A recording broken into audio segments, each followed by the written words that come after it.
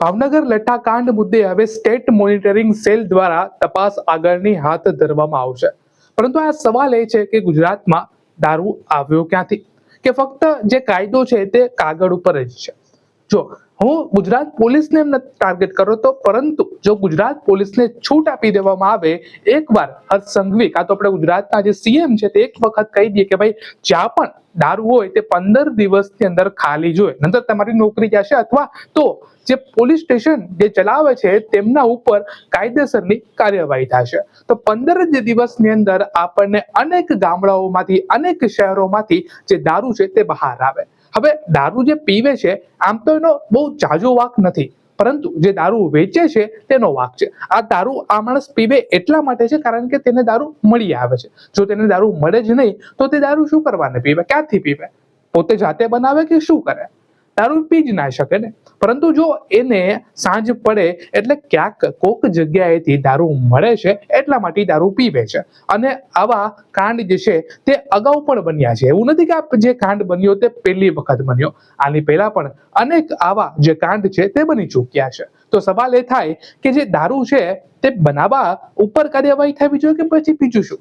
કોક વખત આપણને અનેક વિસ્તારોમાં તો એવું પણ દેખાય કે જે પોલીસ સ્ટેશન જે છે એના જ વિસ્તારની અંદર એલસીબી આવી અને રેડ પાડી જાય છે અને લાખો રૂપિયાનો જે દારૂ છે તે જપ્ત કરે છે, અથવા તો ડુંગર વિસ્તારની અંદર જે દારૂની ભઠ્ઠી ચાલે છે ત્યાં જઈ અને તે ભઠ્ઠીનો પણ નાશ કરવામાં આવે છે। પરંતુ થાય શું, થોડાક દિવસ જાય એટલે એને જ વ્યક્તિ પાછો દારૂ વેચે, એને જ વ્યક્તિ ફરીથી એકવાર દારૂ બનાવે અને ફરીથી એને એ જ વ્યક્તિ આખા ગામની અંદર એ દારૂ વેચે છે। પોલીસ સ્ટેશનના થોડા દિવસો પહેલા એક અકસ્માત મોતનો ગુનો દાખલ કરવામાં આવ્યો। આ અકસ્માત મોતના ગુનામાં જે વ્યક્તિ ભોગ બનનાર છે એના સેમ્પલની વિગત જ્યારે એફએસએલ તથા હોસ્પિટલથી લેવામાં આવી ત્યારે એ સેમ્પલમાં મિથેનોલની હાજરી પ્રસ્થાપિત થઈ। મિથેનોલની હાજરી પ્રસ્થાપિત થતાં વર્તેજ પોલીસ સ્ટેશનના આ એડીના આધારે ગુનો દાખલ કરવાની પ્રક્રિયા ગઈકાલે શરૂ થઈ ગઈ અને ગુનામાં ઘણી બધી વિગત એડ કરી।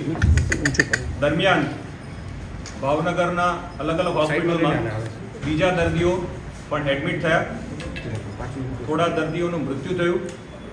એની વિગત વધુ ઊંડાણપૂર્વક એફએસએલ મારફતે તપાસ કરતા તેના બ્લડમાં મિથેનોલની હાજરી આવી। આ હાજરીના કારણે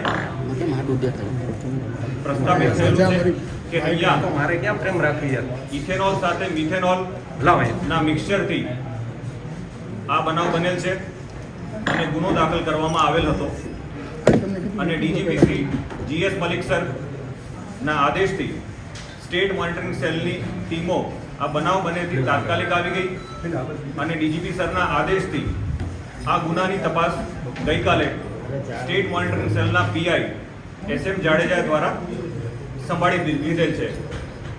આ બનાવ જે દિવસે શરૂઆત થઈ ત્યારે આ બનાવની ગંભીરતાને ધ્યાનમાં રાખી અને એસએમસીની તમામ ટીમો ગુજરાતના અલગ અલગ જિલ્લાઓમાં જ્યાં જ્યાં શંકાસ્પદ વસ્તુઓ આવી હોય, મળી હોય ત્યાં ટીમો મોકલવામાં આવી। ઉપરાંત રાજ્ય બહાર પણ ઇન્ફોર્મેશનના આધારે એસએમસીની ટીમો રવાના થઈ ગયેલ અને મધ્યપ્રદેશ, દિલ્હી એ જગ્યાઓ પર જ્યાંથી રો મટીરિયલ આવ્યાની શંકા હતી ત્યાં પણ એસએમસીના અધિકારીઓ ટીમોની તાત્કાલિક રવાના કરવાની સૂચના આપી। રાજ્ય સરકાર અને ગુજરાત પોલીસ દ્વારા આ બનાવની ગંભીરતાને ધ્યાનમાં રાખી તાત્કાલિક ગુનો દાખલ કરવામાં આવ્યો છે। આ ગુનાની અંદર તમામ વિગત આપવામાં આવી છે, જેમાં હાલ 21 લોકો વિરુદ્ધ ગુનો દાખલ થયેલ છે। ગઈકાલે પીઆઈ એસએમ જાડેજા દ્વારા જ્યારે તપાસ સંભાળી ત્યારે જેટલા આરોપીઓને અથવા જેટલા શંકાસ્પદ લોકોને રાઉન્ડ અપ કર્યા હતા એ લોકોની પૂછતાછ કરતા હાલની સ્થિતિએ સ્ટેટ મોનિટરિંગ સેલ દ્વારા આ તપાસમાં 13 આરોપીઓની ધરપકડ થયેલ છે। આ 13 આરોપીઓ એ છે કે જે આ લઠ્ઠાકાંડના બનાવમાં સીધી રીતે સંડોવાયેલા છે। આ આરોપીઓ પૈકી ઘણા આરોપીઓ એવા છે કે જે લોકોએ રો મટીરિયલ અને અમુક વસ્તુ જે દારૂ બનાવવાની હતી તે પ્રોવાઈડ કરવામાં આવી છે, તે મગાવવામાં આવી છે. ઘણા આરોપીઓ એ છે કે જે લોકોએ આ દારૂ બનાવ્યો છે, ઘણા બધા એ આરોપીઓ છે કે પોતાના નાના મોટા આર્થિક લાભ માટે આ આરોપીઓને સગવડો પૂરી પાડી છે. અને ઘણા આરોપીઓ એ છે કે જે આ દારૂ બન્યો એ દારૂ બન્યા બાદ એને ડિસ્ટ્રીબ્યુશન કર્યું છે, એનું વેચાણ કર્યું છે. પ્રાઇમરી આ લોકો જે આરોપીઓ પકડાયા છે એ પોતાના નાના મોટા આર્થિક લાભ માટે આ કૃત્ય કર્યું છે. ઉપરાંત જે અમારી ટીમો બહાર ગઈ હતી એમાંથી મધ્યપ્રદેશના ઉજ્જૈનથી જે આ બનાવમાં એક મુખ્ય આરોપી કહી શકાય એવા રહીશને ડિટેન કરીને લઈ આવ્યા છે. આ રહીશ છેલ્લા 1.5 મહિનાથી ભાવનગરમાં અને ગુજરાતના અલગ અલગ જગ્યાએ રહી અને કોમ્પ્રોમાઇઝડ ક્વોલિટીનો લીકર બનાવતો હોવાની હકીકત અમારા ધ્યાન ઉપર આવી છે. તેની હાજરી કઈ કઈ જગ્યાએ હતી ગુજરાતમાં, એને કઈ કઈ જગ્યાએ મૂવમેન્ટ કરી છે, એ કયા કયા લોકોના સંપર્કમાં આવ્યો છે, અને આ બનાવ સિવાય જે જગ્યા ઉપર એ ગયો છે, એને સંપર્ક કર્યો છે, એને મટીરિયલ મંગાવ્યો છે, એને દારૂ બનાવ્યો છે, એ માત્ર આ ગુનાની તપાસ નહીં પણ એ વિષયમાં પણ સ્ટેટ મોનિટરિંગ સેલની ટીમને ડાયરેક્ટ સુપરવિઝન કરી અને તાત્કાલિક એક્ટ કરવાનું ડીજીપી સરની સૂચના છે. જ્યારે વર્તેજ પોલીસ સ્ટેશનનો બનાવ બન્યો ત્યારે ડીજીપી સરની એ ક્લિયર મેન્ડેટ હતો કે તાત્કાલિક એ લોકોને પકડો કે જે લોકોએ દારૂ સપ્લાય કર્યો છે અને દારૂ લીધો છે અને એ લોકોને આનું કન્ઝમ્પશન કરતા રોકો. તો છેલ્લા 2 દિવસની અંદર જે આ વસ્તુઓ બની છે, જે રહીશ અને એ ટોળકીએ આ જે લઠ્ઠો બનાવ્યો છે એ ક્યાં ક્યાં ગયો છે, એ આખી સપ્લાય ચેન કઈ છે, એ સપ્લાય ચેનમાં કોણ કોણ ઇન્વોલ્વ છે, અને લાસ્ટ બોટલ સુધી કે લાસ્ટ લીકરના ડોટ સુધી અમે લોકોએ પહોંચવાના પ્રયત્ન કર્યા છે. ઘણી બધી વસ્તુઓ અમે લોકોએ હસ્તગત કરી છે. આ જે લઠ્ઠો બન્યો એ સંદર્ભે જે બોટલોમાં પેક થયો અને જે એફઆઈઆરમાં આપ લોકોને ખ્યાલ છે કે જે બોક્સિસ બન્યા એના મેજોરિટી બોક્સિસ એસએમસીની ટીમ દ્વારા કબજે કરવામાં આવી છે. ઉપરાંત ગઈકાલ રાત્રે આ બોક્સિસ બન્યા સિવાય રહીશ, ગૌતમ, સારસ કે જે મેઇન વ્યક્તિઓ છે જેને બનાવ્યું છે એ લોકોએ જે જગ્યા ઉપર રેસિડ્યુ લીકર કે જે અનપેક્ડ લીકર હતો એ લીકર રાખેલો હતો એ પણ કબજે કર્યું છે. એ જથ્થો તમામ રીતે મળી ગયો છે. ઉપરાંત આ જે લીકર છે એને IMFL ની બોટલ્સમાં પેક કરવામાં આવ્યો છે. તો આ બોટલ્સ ક્યાંથી આવી છે તે દિશામાં પણ અમારી તપાસ ચાલુ છે.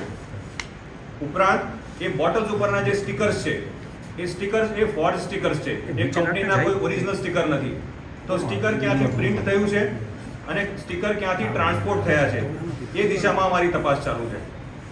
ઉપરાંત આ બોટલ પેક કરવા માટે અને સીલ કરવા માટેના જે ઇક્વિપમેન્ટ્સ છે એ ઇક્વિપમેન્ટ્સ ક્યાંથી આવ્યા, કોણે આપ્યા એ દિશામાં ચાલુ છે. અને ગઈકાલ રાતની અંદર આ આરોપીઓ પૈકી ઘણા આરોપીઓ અને એના સગા સંબંધીઓએ આ પુરાવા નાશ કરવા માટેના પણ એફર્ટ કર્યા છે. તો એ પુરાવા નાશ કરવા માટેના જે લોકો ઇન્વોલ્વ છે એને પણ સ્ટેટ મોનિટરિંગ સેલના અધિકારીઓ છોડવામાં નહીં આવે. આ આખા સર્કિટની અંદર અમને જે પુરાવા નાશ કરવાનો પણ જે એંગલ મળ્યો છે એ આજે નામદાર કોર્ટની અંદર અમે પુરાવા નાશ કરવાની સેક્શન પણ એડ કરશું. જે એફઆઈઆર આપના દ્વારા જોવામાં આવી છે અને આપના સમક્ષ મૂકવામાં આવી છે ઈ ગુજકોપ ઉપર, એ એફઆઈઆર ની અંદર પ્રોહિબિશન એક્ટ અને અન્ય કાયદાઓ હેઠળ જે સૌથી કડક સજા થાય એ પ્રમાણેની સેક્શન લાગી છે. એ સેક્શનના અમે લોકો પુરાવા એકત્ર કરી રહ્યા છે અને આજે 13 આરોપીઓ છે એ 13 આરોપીઓને અમે નામદાર કોર્ટમાં રજૂ કરી અને એના રિમાન્ડની પ્રક્રિયા કરશું. રિમાન્ડની પ્રક્રિયા મેળવ્યા બાદ આ આરોપીઓ ગુજરાતની બહાર જે જગ્યાએ ગયા હશે, જે જગ્યા ઉપર એ લોકોના કોન્ટેક્ટ હશે અને એ લોકોએ જ્યાંથી રો મટીરિયલ લઈ આવ્યા છે એ તમામ દિશામાં અમે તપાસ કરીશું. ઉપરાંત એ લોકોના ટેકનિકલ પુરાવા, એ લોકોના સાયન્ટિફિક પુરાવા એ તમામ એકત્ર કરશું. આ વિષય ઇન્વેસ્ટિગેશનનો છે. હાલ સ્ટેટ મોનિટરિંગ સેલ દ્વારા ટીમ અહીંયા ભાવનગર ખાતે હાજર રહી અને જે લોકોએ આ કન્ઝ્યુમ કર્યું છે અથવા જે લોકો સુધી આ વસ્તુ પહોંચી છે એને અમે આઈડેન્ટિફાઈ કરવાના પ્રયત્ન કરી રહ્યા છે, જેથી કરી એને કન્ઝમ્પશન કરતા રોકીએ અને જો કન્ઝ્યુમ કરે તો એને તાત્કાલિક મેડિકલ સારવાર જેથી એનો જીવ બચી શકે એ દિશામાં અમે લોકો કામ કરી રહ્યા છે. આગામી સમયમાં આપની સમક્ષ ઇન્વેસ્ટિગેશનમાં શું મુદ્દાઓ નીકળ્યા છે, કયા આરોપીની કેવી સંડોવણી છે, શું અમે લોકો દિશામાં કરી રહ્યા છે અને ક્યાં અમારી ટીમ કાર્યરત છે એ બાબતે આપને વધુ માહિતી આપશું. હાલ અમારી પ્રાયોરિટી આ ઇન્વેસ્ટિગેશનને પ્રોપર દિશામાં લઈ જવાની છે અને જો કોઈ વ્યક્તિ આનું કન્ઝ્યુમ કર્યું હોય તો અમે એના સુધી પહોંચીને એની હેલ્થને નુકસાન ના જાય એ દિશામાં અમે લોકો કાર્યરત છે. આપના મારફતે અમે તમામને વિનંતી કરીએ છીએ કે જો અહીંયા આ કન્ઝમ્પશન રિલેટેડ કોઈને પણ નાનું મોટું નોલેજ હોય